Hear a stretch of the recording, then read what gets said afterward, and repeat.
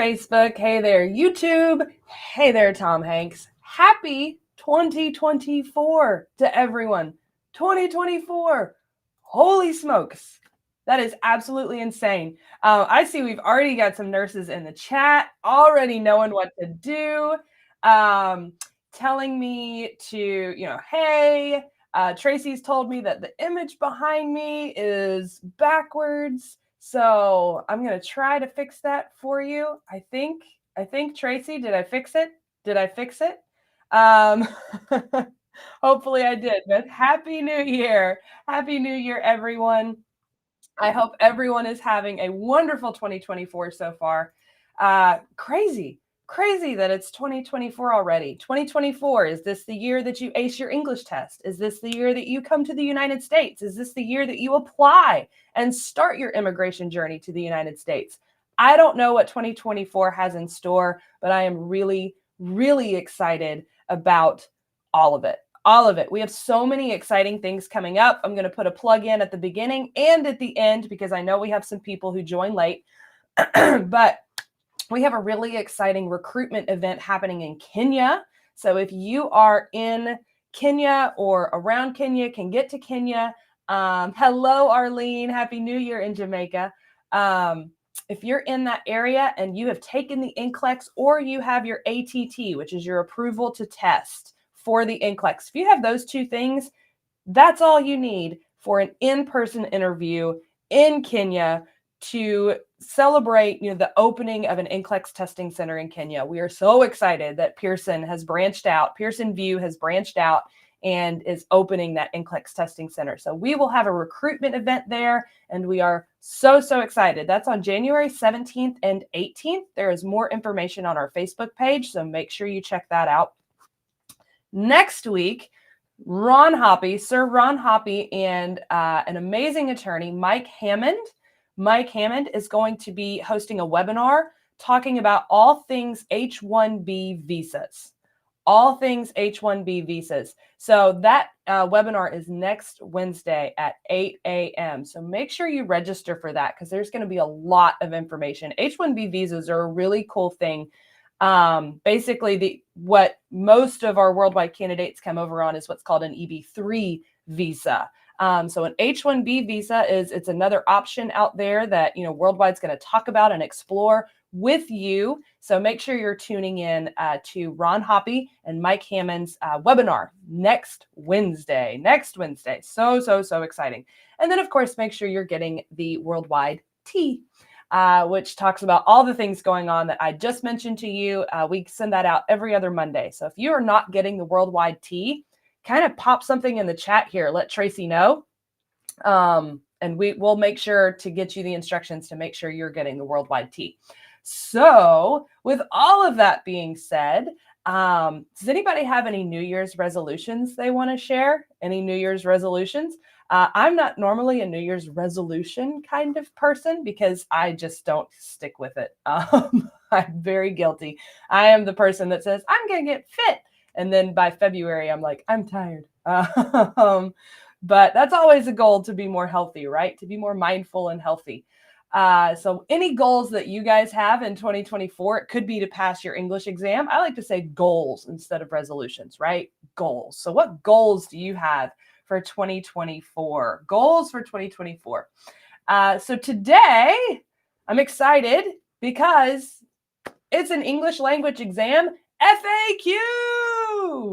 Who's ready for an FAQ? Frequently asked questions regarding the English language exam. So any English language exam questions that you may have, that you have brewing in your mind, what do you have for me? What questions do you have? Hello, Harley. Happy New Year to you.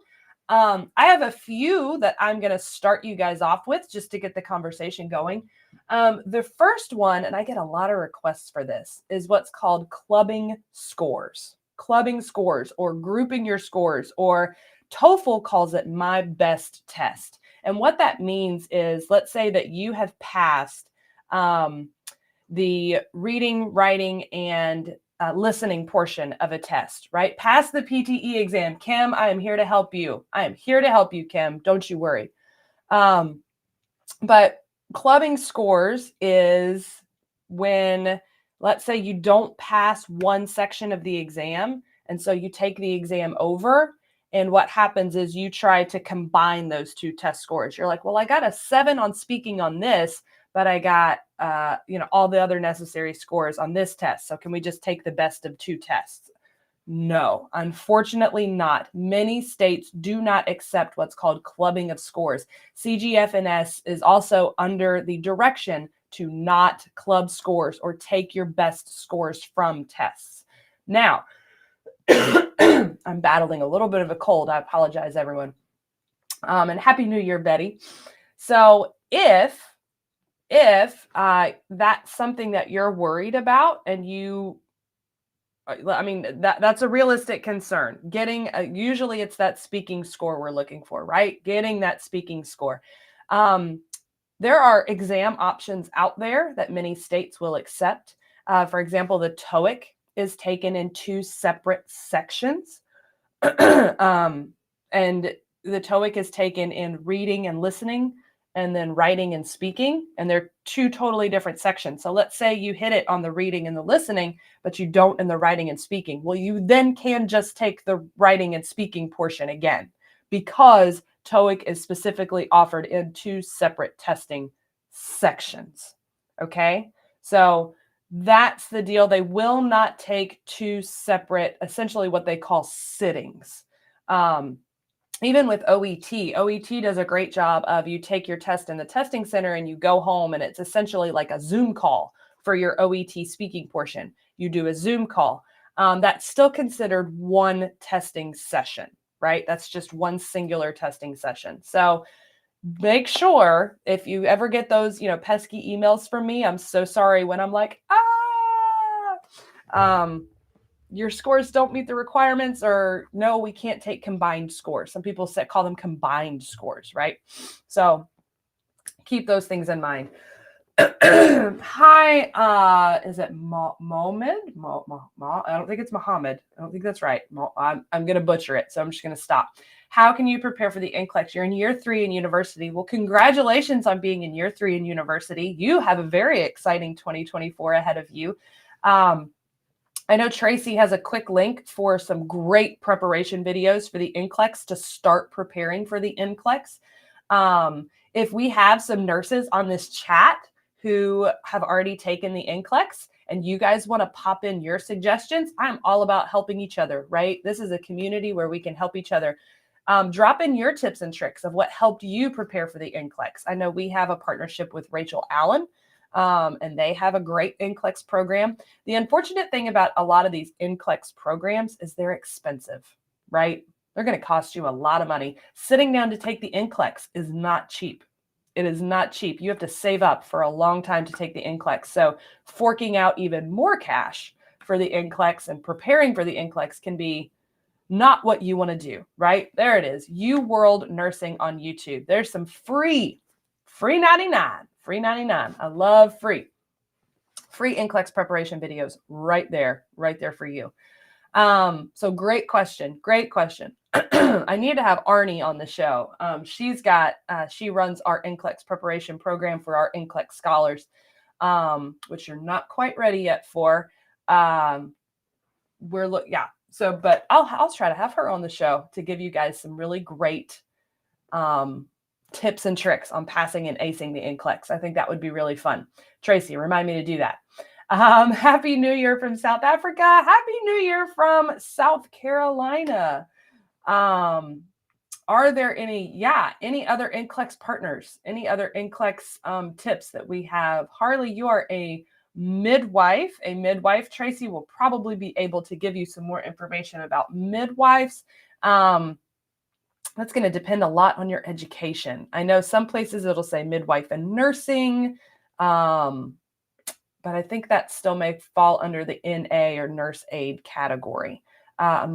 Tracy can definitely rope me in there if I'm wrong. Remarking. I have been getting a lot of candidates lately, and you may be one of these candidates who, when you take the IELTS, and this is specifically the IELTS, When you take the IELTS and you sit down and you have, good morning, Phyllis, you get a 6.5 on speaking, 6.5 on speaking. But in your mind and in your heart, you're like, I nailed it. I know I nailed it. I know I did a good job. You can apply for remarking. And a lot of people forget that you can have that remarked. You can have your speaking remarked. And I believe your writing can be remarked, but speaking is usually the one that people go for. And I have seen a lot. St. Lucia. Oh, Phyllis, you are living my dream. You are living my dream. It is cold here. But a lot of people have been applying for remarking lately and getting positive results. So if you get the 6.5, it doesn't hurt. Before you immediately feel defeated, before you immediately go and sign up for another test, offer to have it remarked, request to have it remarked. Okay. Always an option to have your test remarked. It's not always going to work. It's not going to work 100% of the time, but it's worth a shot, right? If it comes down to saving money, it's worth a shot. Apply for remarking. And my other advice is a lot of people just immediately jump into the IELTS still. They jump right into the IELTS. So many US states now have so many testing options. There are so many testing options. And I know for you, it might be availability to get to that test. That can also be a big concern for you, is how easy is it to get to a testing center. But don't just immediately jump into the IELTS and think that's the one that you have to take and that's the one that you have to pass. Yes, the IELTS is accepted. TOEFL is actually the test that's accepted in all 50 states. But the PTE is up and coming. The OET, I've seen a massive uptick in how many nurses we have taking the OET, the occupational English test. That's always not always, but it's an option in a lot of states. So check with your case manager before you just immediately jump into taking the IELTS and you beat your head against a wall because you're like, I can't get the scores. With the IELTS too, many states are requiring we're all used to the CGF&S 6.5 overall and 7 in speaking. Many states are requiring a 6, nothing lower than a 6 on any subtest. So I had to deliver some unfortunate news to a nurse yesterday that they got a 5.5 in one section, but they got the 6.5 overall and the 7 in speaking, but they have to take the whole test again because they got a 5.5 in one section. So this is why I always say, if you are early in the process, wait to see what your job offer says. Wait to see what state you're going to, because your English language exam has a shelf life of 2 years. 2 years, that's it. So wait to see. Okay, I know this is out of topic, but I want to know if Worldwide HealthStaff Solutions is accepting applicants that are not yet USRNs, but surely taking the exam in April. You want to speed up a little and do things that you can. I totally get wanting to speed up. Believe you me, I totally get wanting to speed up. But you will need, in order to apply for Worldwide for a nursing position, you will need that NCLEX. We are not taking applicants who have not taken the NCLEX yet. So if you have your approval to test though, your approval to test, meaning like you're ready, you're going to take that test. I know you said in April. We do accept that. We do accept that. A lot of our employers do look for current bedside service. So keeping your current bedside employment up to date, that is huge. That is absolutely huge. Nadeem, Happy New Year's in Pakistan. Happy New Year's from South Carolina. So Happy New Year to you.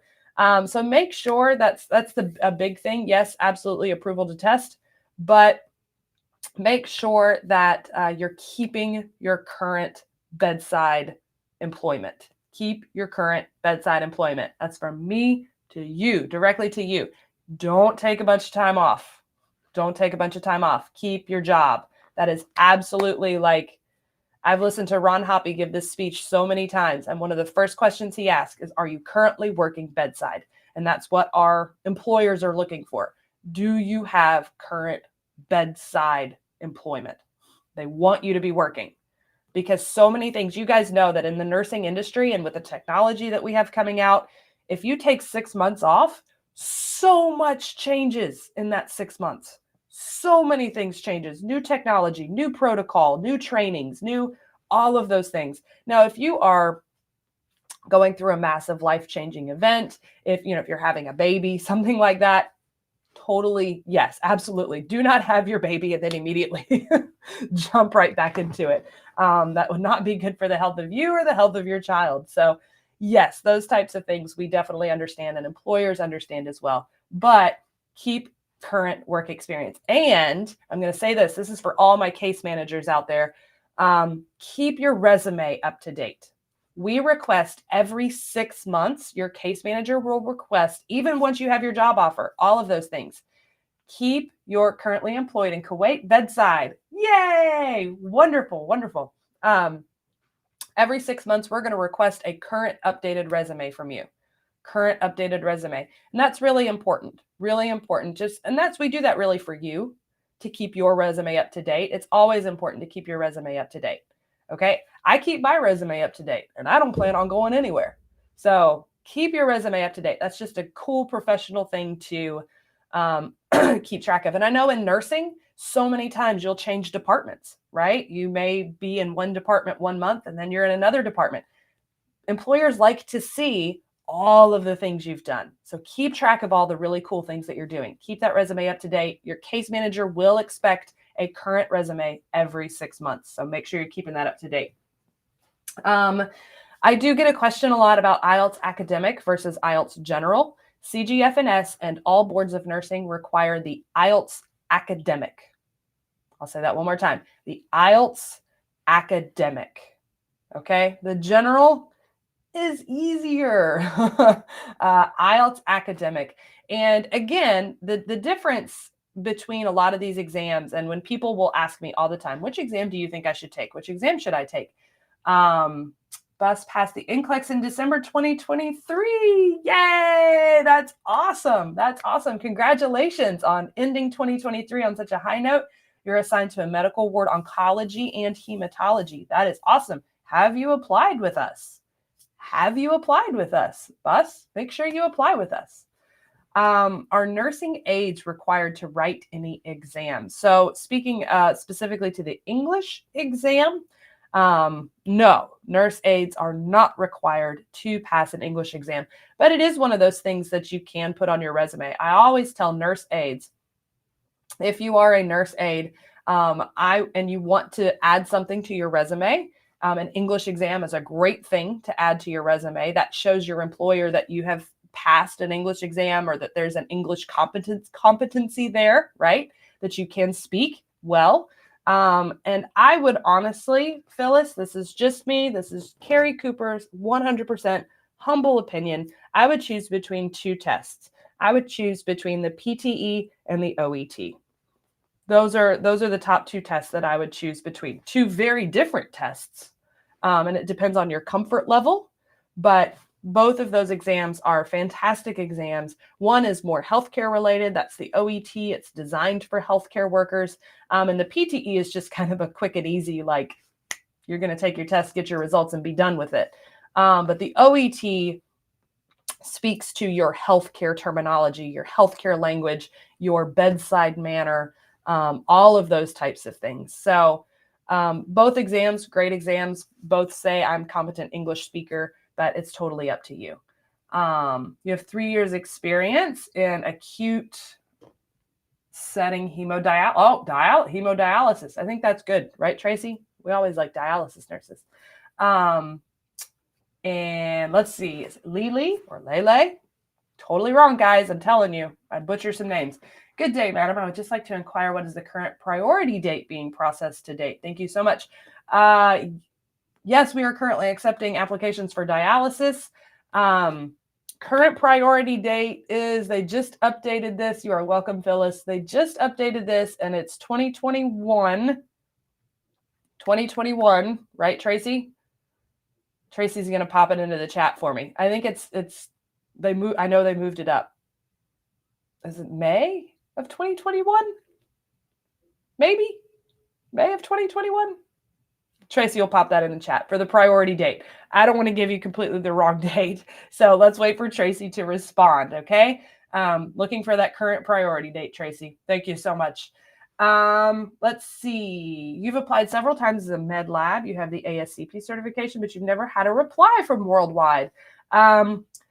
Is it Masa or Mesa? Again, totally ruining your names. If you will email me, I will reach out to our recruitment team, and I'll make sure your email gets forwarded specifically to a recruiter, and we'll see what's going on there. We'll see what's happening with that. I know med lab is not the same as an RN, so there's a different process for that. So, thank you, Tracy. There's where if you're an experienced dialysis nurse, we do need that. But if you will email me, kcooper@healthstaff.org, I will send your email directly to a recruiter, and we'll see, kind of get an exact response of what's happening there. So happy to take care of that for you. Sorry you're late. Is this for Kenyans plus our new graduates considered? Hello, is it Leah or Leah?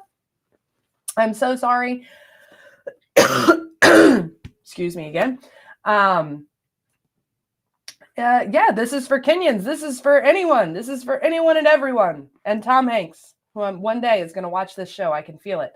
But absolutely, this is for Kenyans. And we have a live recruiting event happening in Kenya, January 17th and 18th. New graduates with the authorization or approval to test, ATT. We're looking for NCLEX, people who have taken and passed the NCLEX or have the ATT, which means you're ready to take the NCLEX. Those are who we're looking for, people currently working. But, new graduates, we love new graduates. We love to keep in touch with you and talk to you, all of those wonderful things. So yes, please keep in touch with us. Yes, and I'm so jealous. I think Kenya is amazing. It's on my bucket list to go to Kenya. Current visa bulletin is August 1st for 2022. Look at that. I was way off. I think the old one was 2021. August 1st of 2022 for Philippines, Mexico, rest of the world, excluding India and China. Okay. All right. C.A. Rosary Reyes. Good day. Is Princeton still affiliated with your agency? What do you mean by Princeton? Like Princeton University? Like the Ivy League Princeton?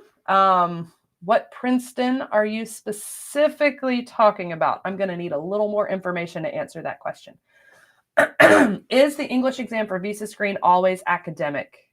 I believe so. Yeah, I've never heard of anyone taking I actually have CGF&S pulled up right here. Look at that.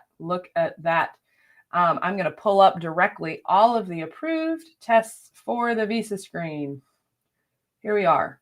Yeah, it just says IELTS. Yeah, it's IELTS academic.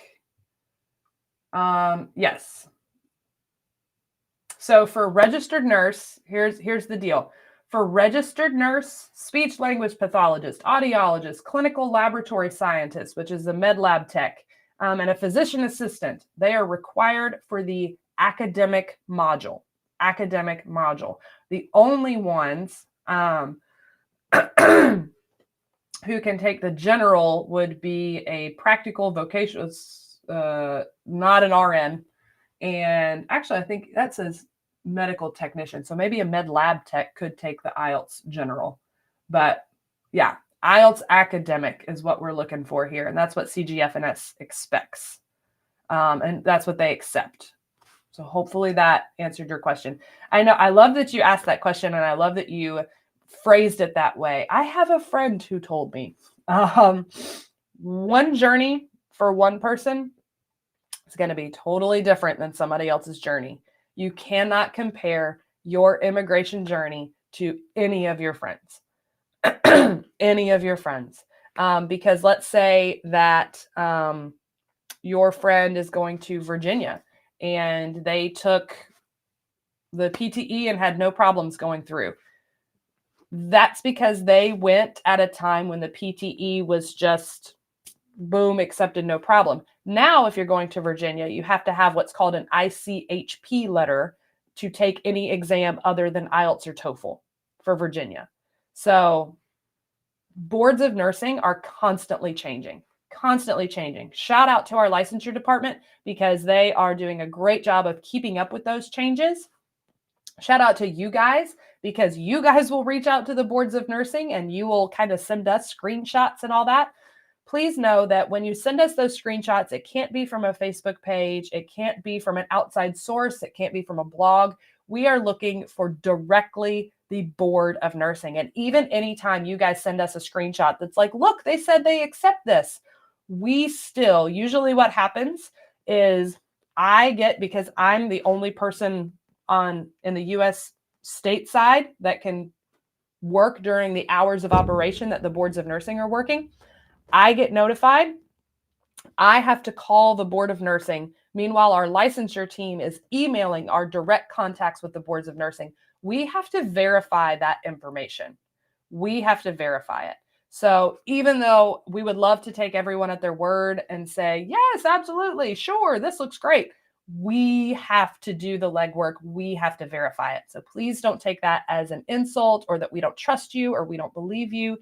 We have to have kind of on our end, our own documentation, so that, heaven forbid something go wrong in your licensure process down the road, we can say, no, look, this person who works at your board of nursing said this.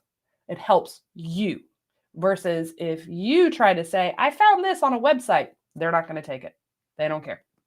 I've called boards of nursing before and someone said, I think this was Maine, actually, the state of Maine. And someone said, I know I can take the PTE to go there. I called the board of nursing and they were like, what's the PTE? What is that? They had never even heard of it. So that's why we have to do all the fun legwork and calling the boards of nursing. It's fun. Tons of fun. Let's see. Please, my email address. I think Tracy might have, did you pop that in there, Tracy? I don't know. It's kcooper@healthstaff.org. Kcooper, COOPER @healthstaff.org. Do I need to be employed in a tertiary hospital so I can apply for big hospitals in the United States? So hospital experience is what's going to help you get your job. Yes. They do look for when you're in these interviews. It's just like any other job. They want experience. If you are in a tiny hospital,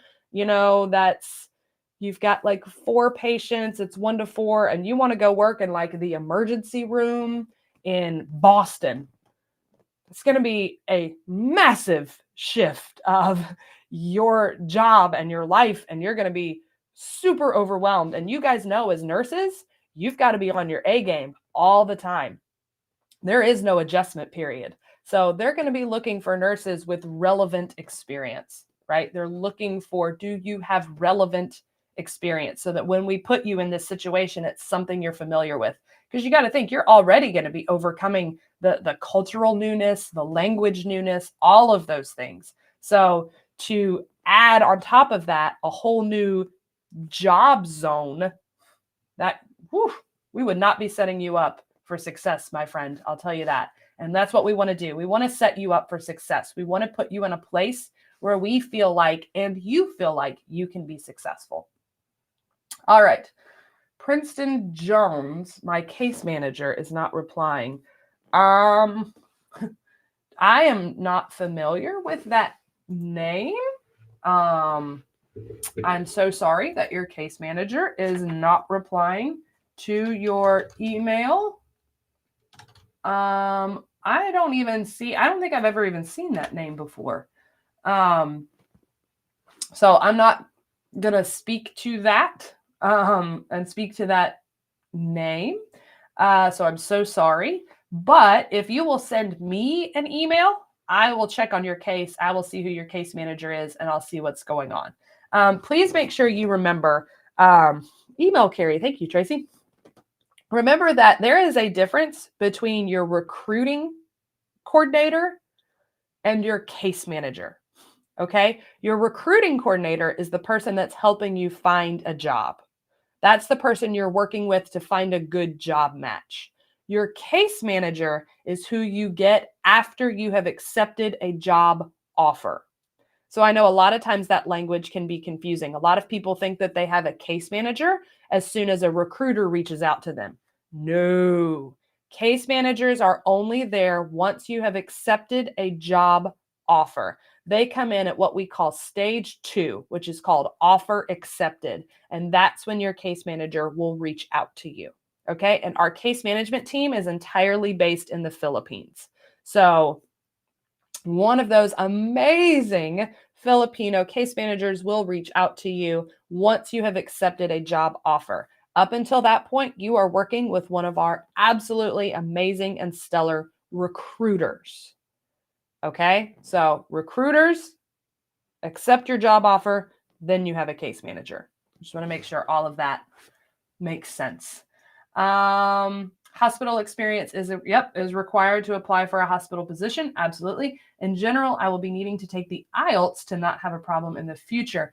That's not necessarily true. I wish I could completely answer that question and say, yes, if you take IELTS, you'll be fine. That's not necessarily true. And again, I do want to stress, don't take an English exam until you have a job offer. Don't take an English exam until you have a job offer. Practice your English. Keep your English up to date and be practicing all 4 aspects of the test. Absolutely. You can practice all 4 aspects of the test, and that's going to help you no matter which test you're taking, because all the tests have the same 4 aspects: reading, listening, writing, and speaking. You should be practicing all 4 as frequently as possible. Okay? So don't stress about getting an English test done until you have a job offer. Focus more on just studying, practicing general conversational English. And if you just focus on taking the IELTS, that's not general conversational English. The IELTS is what's called textbook English. Okay, that's going to prepare you for going and studying at a university, right? It's not going to help you connect with your patients. It's not going to help you in general conversation of when your patients come in. Okay. Wait until you get your job offer. See what your exam options are, because so many states accept not just IELTS and TOEFL, but PTE, OET, MET. There are so many other testing options out there, TOEIC, that you can take. Okay. So don't just think IELTS is the only thing. Hello in Ghana. Thank you so much for watching. Do you accept private duty nurse experience? I think Tracy can answer that one. Private duty nurse experience. Tracy can answer more of what we accept, what we're looking for. He's marketing, so he's more in tune with our needs and what we're accepting. Let's see. How do you prepare for the IELTS exam? There's a lot of different ways to prepare for the IELTS exam. IELTS has some great free resources on their, you are more than welcome for that clarification. There's some great free resources on their website.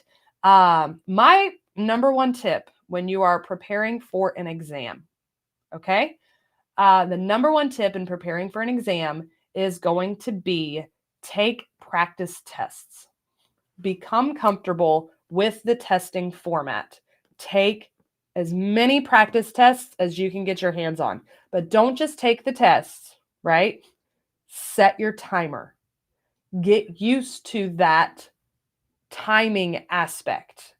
That is huge. That is absolutely huge. So take as many practice tests as you can get your hands on. That's going to be true for the reading portion, for the listening portion, and for the writing portion. Understand those prompts, okay? For the speaking portion, speak in English as much as you can. As much as you can. You should be speaking in nothing but English for at least 30 minutes every day.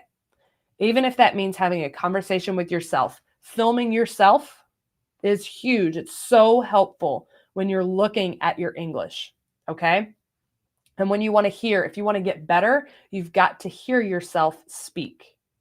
So film yourself speaking English. There is a free IELTS app where you can kind of practice, go through mock speaking sessions. So this is specifically for IELTS, but for any test and for any preparation portion, speak English 30 minutes a day, at least 30 minutes a day. Okay. Retrogression, question mark, question mark. Well, what you got on retrogression? What kind of questions do you have? Retrogression, it's real. It's a thing. It's going to be there because the United States processes everything by hand and on paper. So when you submit all of that documentation, it is manually reviewed by people in the United States Customs and Immigration offices. So it takes a while to get through all of that. I'm just happy that they moved it up to August of 2022 for a priority date. It was December of 2021. So that's a pretty big catch up right there. So retrogression, it is real. We're dealing with it. It is something we're dealing with. Does it mean you shouldn't apply? Absolutely not. So many people think that I should wait to apply until retrogression's over. Well, my friends, you may never be applying, right? In order to get on the list, you got to put your name on it first. That's just how it is. I like to think of retrogression or immigration even as a line, right? If we are in a single file line of people and people continue, they're going to continue to get in that line, right? Whether retrogression is there or not, people are going to continue to get in line. You waiting is not going to make the line any shorter. So go ahead, put your name in and get in that line. Okay, so don't wait on retrogression. Don't use retrogression as an excuse not to apply. Don't use it as an excuse. Get in line. Get in line. That's my number one advice for today. Get in line. If you're not in line yet, get in line. Tracy, on the other hand, is more positive. We remain positive for hopeful news and retrogression. Absolutely. The U.S. Visa Bulletin is going to release another in their monthly bulletin. They're going to, in the coming weeks, they'll publish another monthly bulletin. And we're always hopeful that that's moving forward. But like I said, it's not going to matter to you unless you're in line. So get in line.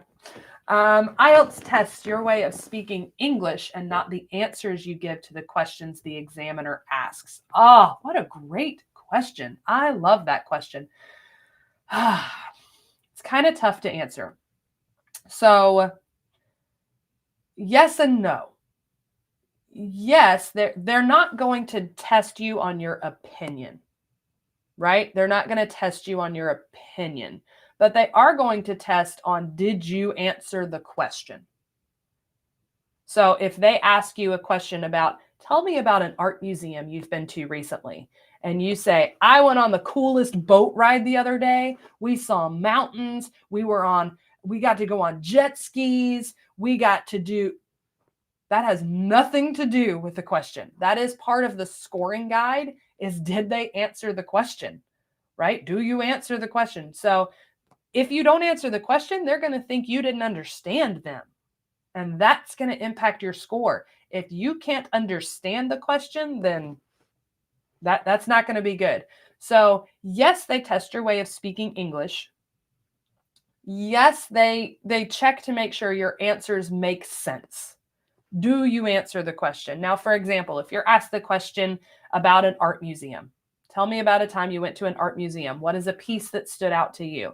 And you're over here going, I have never been to an art museum, and I don't want to go to an art museum. Don't lie. Don't lie and say, I went to France and I saw the Mona Lisa. It was huge and it was beautiful and her eyes followed me everywhere I went. No. Number one, the Mona Lisa is actually very small, not big. So right there, they're going to know, well, this person did not see the Mona Lisa. Don't lie. Be honest with them.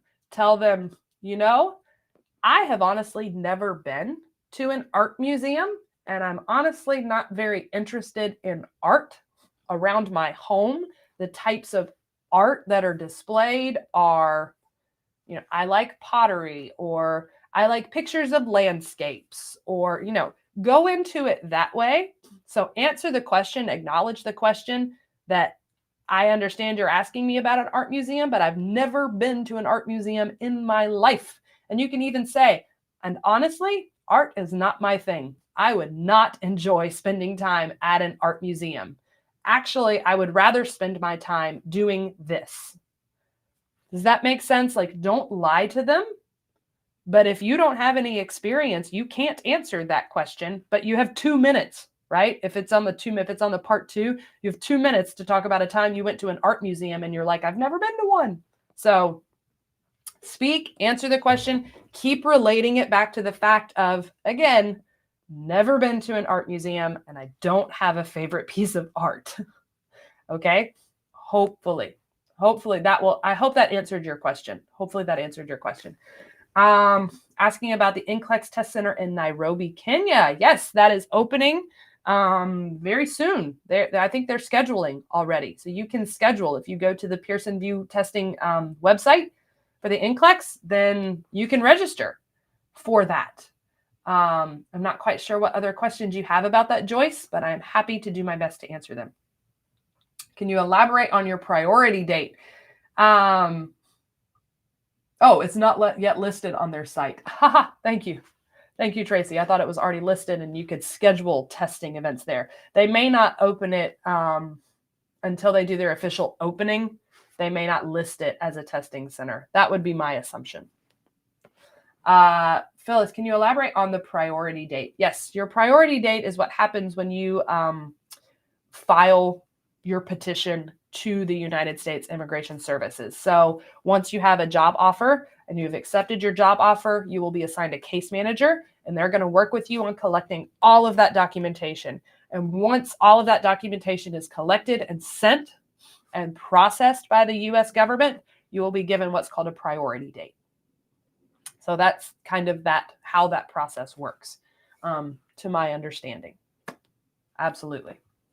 All right. I think I've answered everyone's questions. It's been a 45-minute show. You guys have hung in there with me today. I so appreciate you.